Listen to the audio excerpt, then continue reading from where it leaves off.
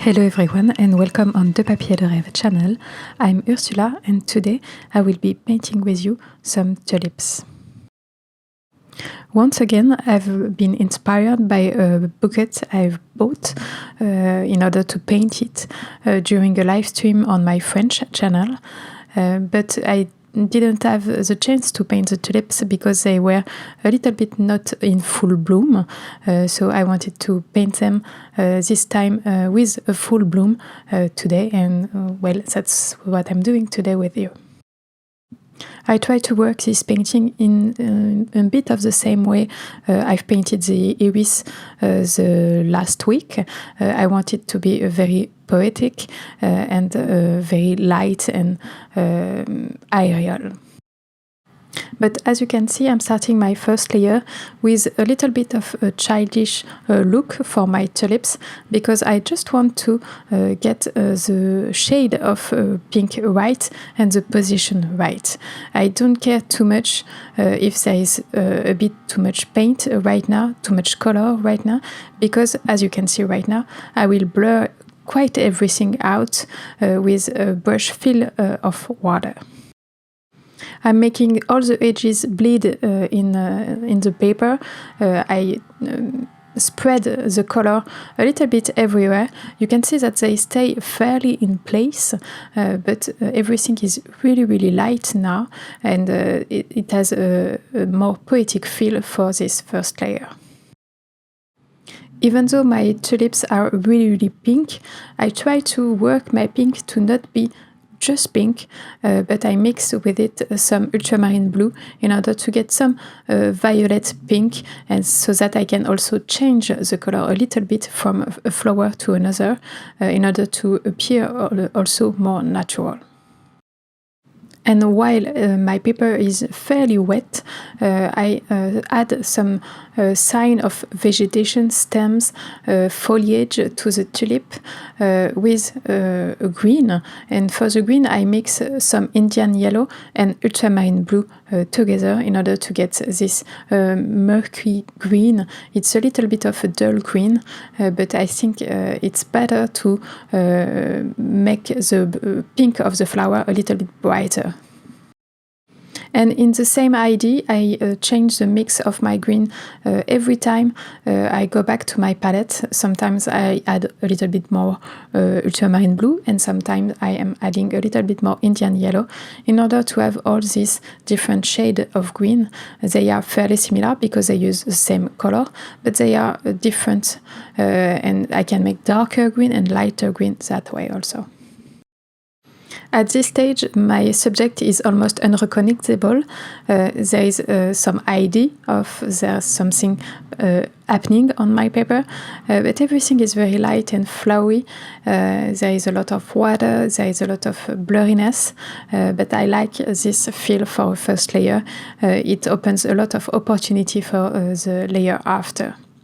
And of course, see, one thing doesn't please you in this first layer while everything is still wet, you can still use a wet sponge to absorb your mistake, and that's what I have done a little bit earlier. I've just erased some parts that were too dark for me. And before letting this layer dry, I'm spreading a little bit more water and also water mixed with a little bit of Indian yellow in order to get some texture, some things happening into this background. I just not want everything to be smooth. I want to have happy accident also in the background that I can use for more texture after. So I'm letting this layer totally dry before adding some details. The first thing I want to do in this second layer is to define the shape of the tulips and to refine it also, because in my first wash, you can see that my tulips are very oval, but I want the base to be a little bit more round. So I use this opportunity of the second layer to add some darker green around the tulips so that I can tweak a little bit the shape and make them more round. So I'm painting around my flower in a negative painting technique way, and I'm still using the same mix of color. I'm still using ultramarine blue and Indian yellow. I try to add a little bit more pigment this time because it's a second layer, and a little bit less water so that I have darker color, and I can work a little bit the contrast here also. And I try to have some hard edges around the flower, but really soft edges everywhere else, because I want the background to be very flowy, and I want a lot of softness around the flower.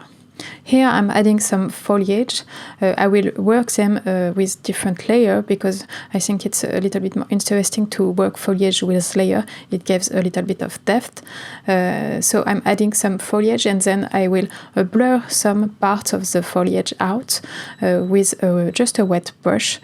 Because I want some still IRL feel to the foliage. It's really important for my painting style to mix some hard edges and soft edges together in the same painting, because it will add some softness and some poetry to the painting, but it will also give a space for your eye to rest in between all the hard line. So I think it's a very important thing to think about when you paint in that kind of style. So now I'm adding more details into the flower, and I will work the flower in a very specific way. I will try to create a gradient from the top of the flower to the stem, from pink to green, because I think that it will be best for the flower to be in almost one shape from the flower to the stem, without hard line in between the flower and the stem. And also recently I like to mix a little bit of yellow into the pink, because it adds a lot more warmth to the pink. It's really a tiny amount of yellow, so the pink doesn't go toward some red or orange color. It's a little bit more corail color, and it looks a little bit more natural. You can almost see the sun in this part of the flower, and it also helps for the gradient from the pink to the green to run smoothly along the flower. I'm also adding some shadow into the flower so that you can see the petals overlapping each other, and also to see a little bit more the shape and the depth of the flower. And for that I'm using ultramarine blue mixed with a little bit of rose madder lake. But you have to be very, very careful when using ultramarine blue, because it can overpower the rose madder lake and be a little bit too bluish. But if it happens to you, there is no problem with that. You can always pick up the color with a wet brush, or adding more rose madder lake into the blue in order to tweak it and make it a little bit less visible.